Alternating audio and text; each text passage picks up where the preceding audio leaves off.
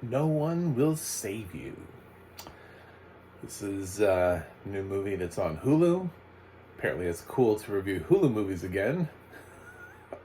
But it's on Hulu. It has audio description. It's narrated by Aaron Brennan and produced by the team at Descriptive Video Works. And this is definitely a film that, if you're blind like me, the audio description is key. I didn't even realize, I wasn't even looking forward to this film this week. I didn't know it was coming out, and I saw some reviews pop up of it and then checked on some of it, and I heard some sort of semi-triggering things from some of my other film critics on YouTube. And one was the statement that was something like, I sometimes I struggle with the film lover side of my brain and film critic side of my brain. And I was like, those are the same thing. This is why we have a problem with critics. If you don't like the movie, you shouldn't grade it high just because it looks pretty. Like, those are, if it's boring, if it doesn't engage you, if you're left with a negative feeling about the film, that's the film lover side of you telling you something isn't right here. They're not two different sides of your brain. This is the thing, like, critics are so hard on themselves about taking genre films and putting them like up in the top, you know, like this is why we don't have comedies getting massive fresh scores, even though everybody will think, oh yeah, we all love Happy Gilmore. What's his Rotten Tomatoes score? It's terrible. Promise you it's terrible. You know? So it's because critics, they for some reason operate on this idea that those are two different things. And it's like, no. They're the same thing. We're telling people whether or not we like something. That's what this is. That's what we do here, is to tell people, did it work? Did it not work? Why didn't it work? Why not? And I also am going to do some spoilers here because I want to make sure that I'm really clear about why this did not work for me. Because Chris Stuckman was like, I think that there's going to be a lot of like really cringy reviews out there of people just saying, this was stupid, I didn't like it. Problem with that is, yeah, in order for me to actually say why I didn't like the film, I kind of have to tell you why I didn't like it, which involves spoilers. Pretty much everything in this film is a spoiler. So please subscribe. I'm not going to go into heavy spoilers. I just need to talk about the film a little bit more than I normally would. I would normally dodge spoilers for you. However, I feel like if I don't say specifically why this film doesn't work for me, it just seems like I'm being mean to this film. So, No One Will Save You. Stars Caitlin Dever. It's directed by a guy who's only directed one other film, which is amazing because Chris also gave him praise for this being the best of his films, best directed film of his so far. I'm like, dude has one other film. Do you mean the writing? Because he's written other films before. He only has 2 directing credits on IMDb. I actually did my homework. I don't have 2 million subscribers like Chris Stuckman, but I actually did my homework. Anyway, back to me now. So, No One Will Save You features Caitlin Dever as Bryn, which is amazing that we know her name, but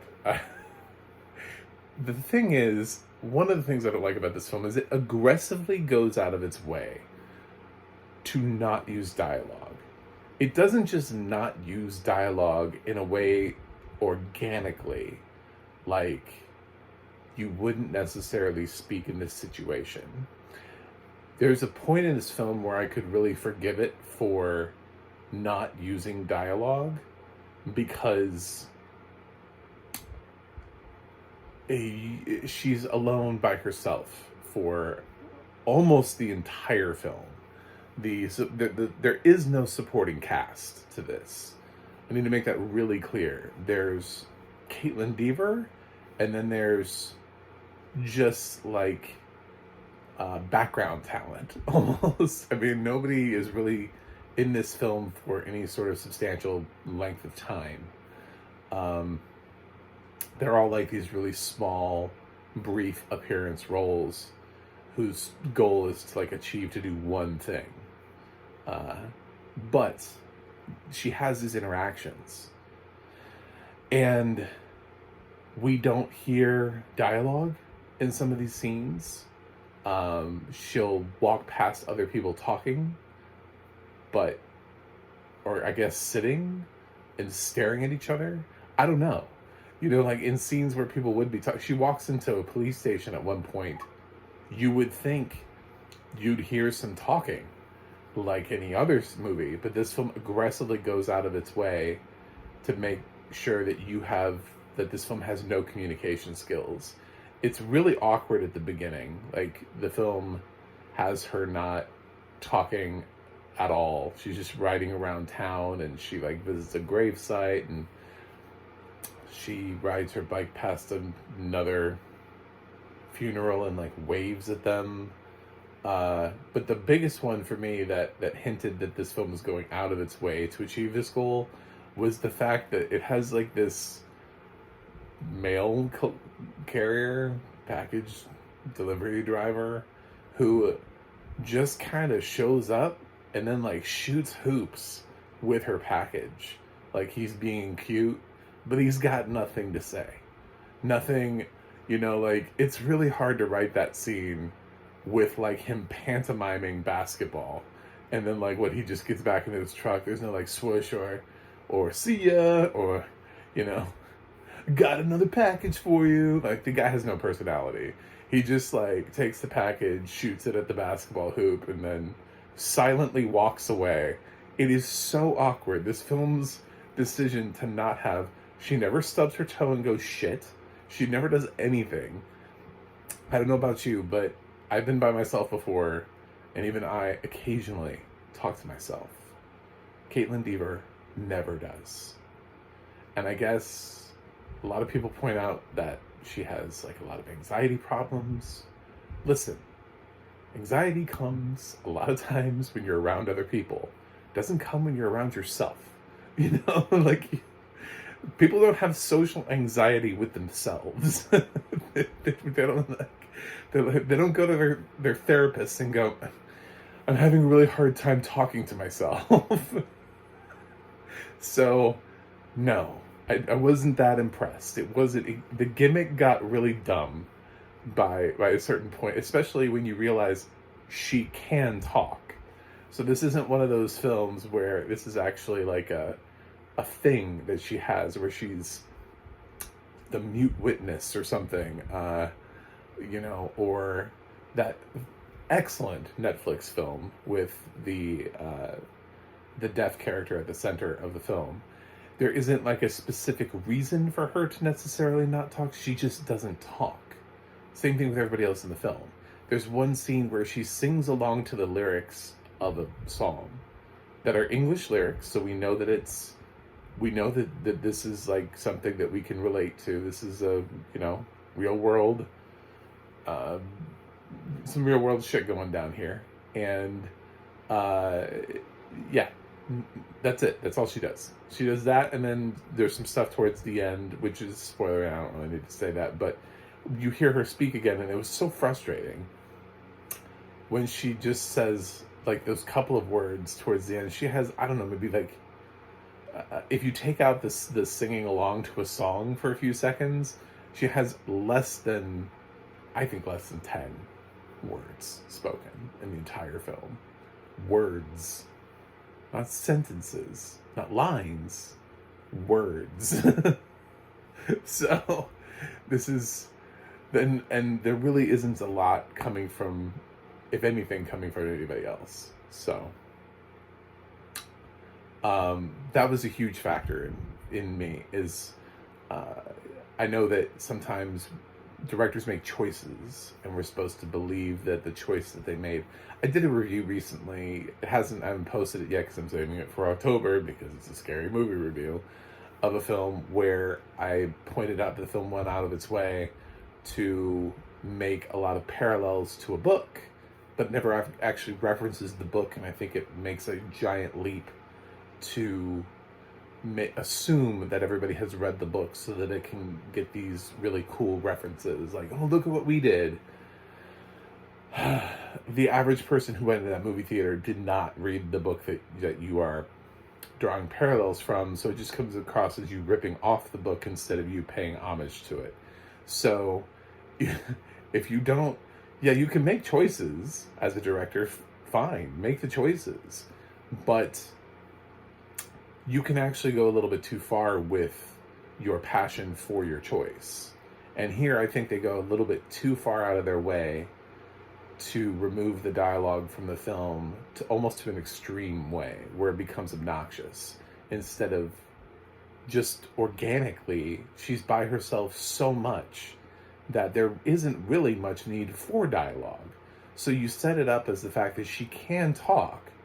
It's just that she chooses not to while in the presence of her invaders. That would have made so much more sense than what the film that we actually got. And people are like, this film should have gone theatrical. I'm like, no, this film should be on Hulu.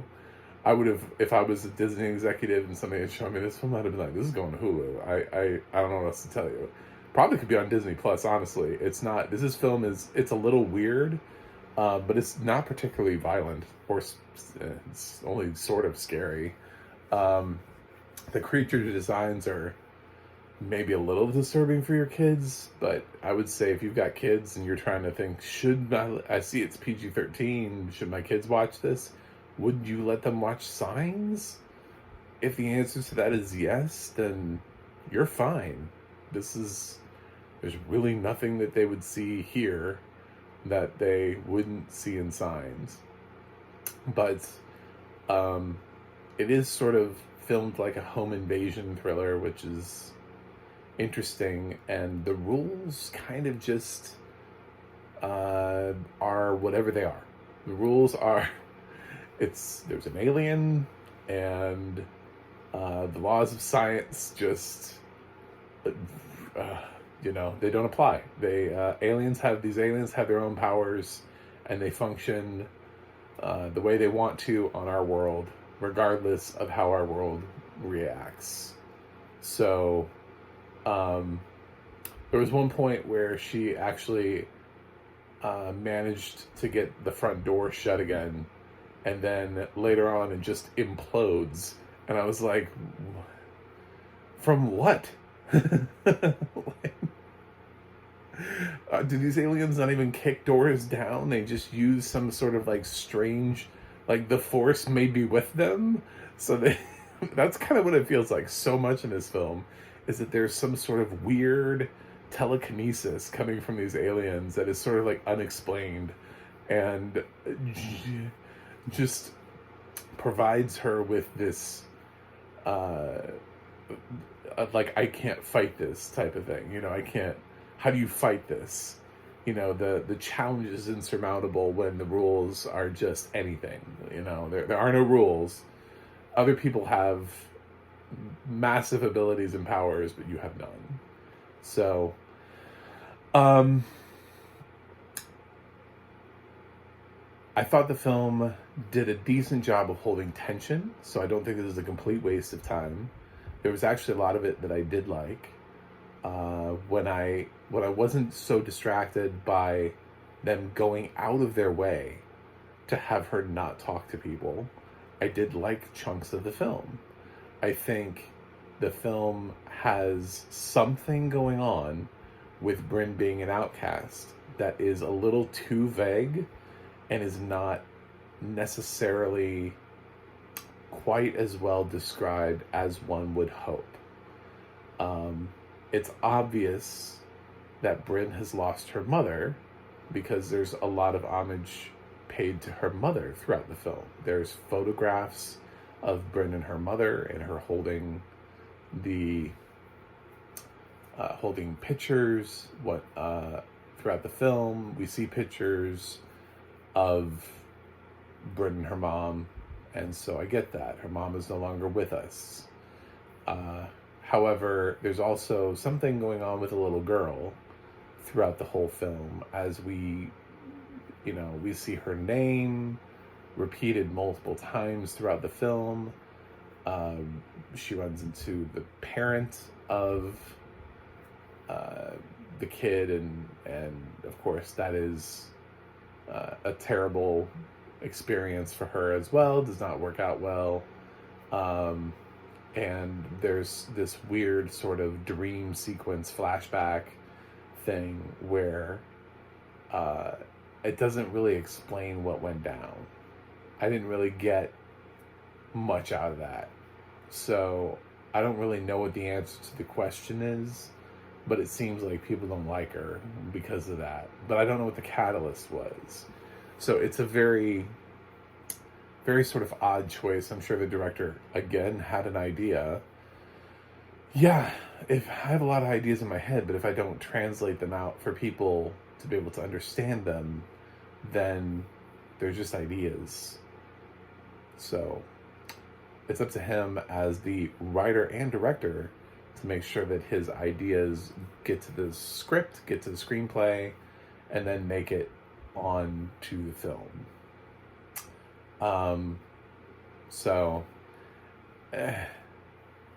There's some decent ideas here. It doesn't fully work for me. Not everything truly made sense. I'm still thinking about the film, and I'm like, I don't know that at the end of the film that I completely understood it, or understood what it was trying to do, or think that everything made sense. There's a point where she's riding through the town, and we just rode past the other part of the town, and we rode through some stuff that looks like the aliens have been there, and then we rode through some stuff that looked like aliens haven't been there, and these people are just going about their daily lives. And my thought was, first of all, it's been a long time since that mail truck, and yet it's like turned over in the middle of the road, and it would have left her house a while ago.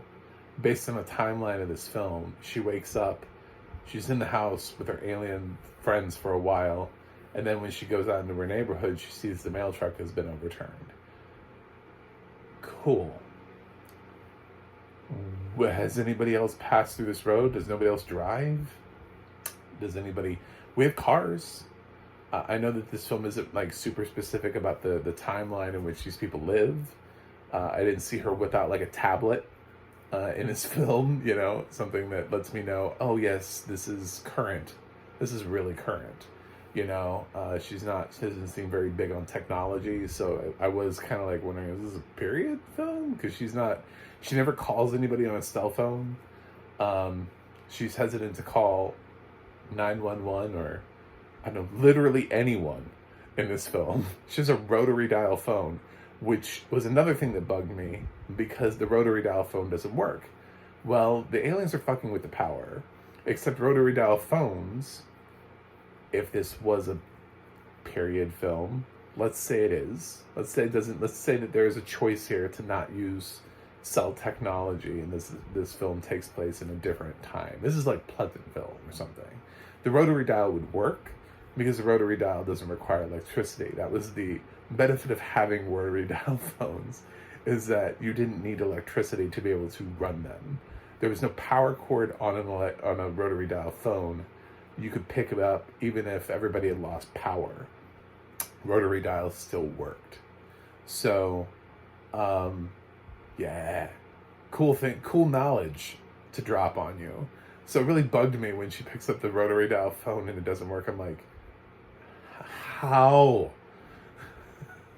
Make it make sense, please. Make it make sense. When you have aliens who come in and just their rules are, we have no rules, throw out everything you know about the world in which you live, and we're just going to do some crazy shit. That doesn't necessarily make for the most interesting movie in the world. And then you have aliens who are like, I don't know, vomiting cubes and trying to hand them to her. And it's very the whole film is creative at times, but it's also incredibly frustrating because it just seems to answer every question with, well, they're aliens, so I guess they could do whatever they wanted. You know, why not? They could just fuck it, fuck all the rules. Let's just have them phase through walls, or I don't know, why can't they just teleport into the house? You know, why have any rules at all? Like, what? You know, what? Why bother? So, yeah, there are several reasons why I really didn't like this film, and I didn't, since apparently, you know, trying to just put a review out that doesn't have any spoilers comes across as me just bashing a film. I guess that's what Chris feels like when he sees it's like these cringy reviews. I'm like, I can tell you why I didn't like this film. We can have a conversation about it. But it's not going to change my mind as to why I didn't like this film. Do I think it's terrible? No. I think Caitlin Dever probably, especially as a blind film critic, the funny thing is I can't really enjoy her performance. But Erin Brennan's narration is fantastic. Like, she is talking almost the entire film. There are a couple times where she just kind of sits and lets maybe... She has so much time to talk. Because there's no dialogue, so there's nothing to trample. So there are a couple times where maybe she sits back and lets like the sound effects or like a music play out or something for a few seconds, so she's not talking for literally 93 minutes of the film. So, I mean, she has to dodge 10 words, you know? So basically the rules of audio description are don't talk over dialogue. Well, that's not a problem here. So basically Erin Brennan would be talking nonstop for 93 minutes, which seems like a lot. When you really ask a narrator to do that, feels like a lot. So there are a couple times where I feel like she was just kind of sitting and letting us enjoy maybe like the soundtrack, the score, you know, some sound effects. And I didn't mind it because I was like, damn, she's given me so much. I mean, just like everything. I knew about like the styles of the other homes. There was like a ranch style house, you know, she had a station wagon. I knew about the little town that Bryn is building. You know, I mean, there's so many things here that are well described. The aliens are all well described as much as humanly possible. The color of their skin, their features, the distinguishing features of each one of these aliens are kind of like a couple different aliens that look a little different. So, yeah. But there's just some choices here that really just didn't work for me. But it's short, and the tension is there for the most part. But because the film has one lead, I was kind of like, I don't think she's gonna die in like the first 15 minutes, because there doesn't seem to be another character in this film. So the tension can only go just so far. That's the problem with single player films, is when you have them and you know the runtime, you know when to start worrying about the character, and it's not 20 minutes in. Doesn't really matter what's happening 20 minutes in. You know the film still has time to go. When I watched Ryan Reynolds in Buried, at the 20-minute mark, I wasn't concerned for him. You know? I was concerned for him towards the end of the film. I was like, oh God, what's going to happen? But no. That's kind of the inherent problem with single-player films, is they're fun. At the same time, the tension only goes just so far, because what could possibly... And in a PG-13 one, too, by the way, because you know shit's not going to get too crazy. So, this is not Prey. It's been compared to Prey. Prey was way better than this. It's fine if you like this. I'm not going to rag on you. If you want to like this film, fine. But I've just, some reviews out there have been sort of like really aggressively sort of like, I know people aren't going to like this, but those people are stupid. Basically. It's like, No, no, don't pull that on me. Don't just act like the thing that you like is impossible for anybody else to not like. So I wouldn't recommend this film. I think it has fantastic audio description. I think Erin Brennan deserves an award just for... I can't even imagine when she gets this film. She probably didn't know what the film was, and they were like, "Hey, can you describe this?" And she's like, "Sure, I'd love to." And it's ended the script, and she's like, "What is this? Is this a silent film? Is this? Is there? This is the most dialogue I think I've spoken in years. This is the most narration." So, I really appreciate everything that they did at Descriptive Video Works and Erin Brennan for just a really encapsulating and just fantastic audio description that allows blind and visually impaired users to be able to enjoy this film, because this film would be impossible to watch without it. This would be like Skinamarink, which incidentally also came out this year with almost no dialogue. So it's a new trend. Fuck dialogue. The Writers Guild doesn't have to worry about much anymore, because pretty soon they're just going to be replaced by films with no dialogue and just people walking around. I'm going to give No One Will Save You a C-. I have a good feeling that Caitlin Dever is doing some fantastic work here. She's a great actress, and I think even though I can't fully enjoy her performance, I am going to kind of give her a little bit more of the benefit of the doubt here and say it's a solid performance. I don't like a lot of the director's choices. He does make some choices that work, but a lot of them also do not. So this is a little bit below the recommend line for me. Not the worst film of the year, if you thought that's where I was headed, but it is a not recommend. This would be if I was an RT critic, this would be rotten for me. So, those are my thoughts. Thanks for watching. Hopefully you click subscribe. And I also have a website, MacTheMovieGuy.com. You can follow me on Twitter, Instagram, or Threads at MacTheMovieGuy. You can go to the Audio Description Project, adp.acb.org. It'll let you know what is audio description and where you can watch it. You can go to the ADNA.org, and you can look up Erin Brennan and see what else she's done. And I will review something else. And see you guys on the other side. I wore a Toon Squad shirt for this. These are aliens. My alien movie is better than this one. Yes, I just said Space Jam is better than this film. But it is. It's entertaining. It's entertaining. We'll go with that.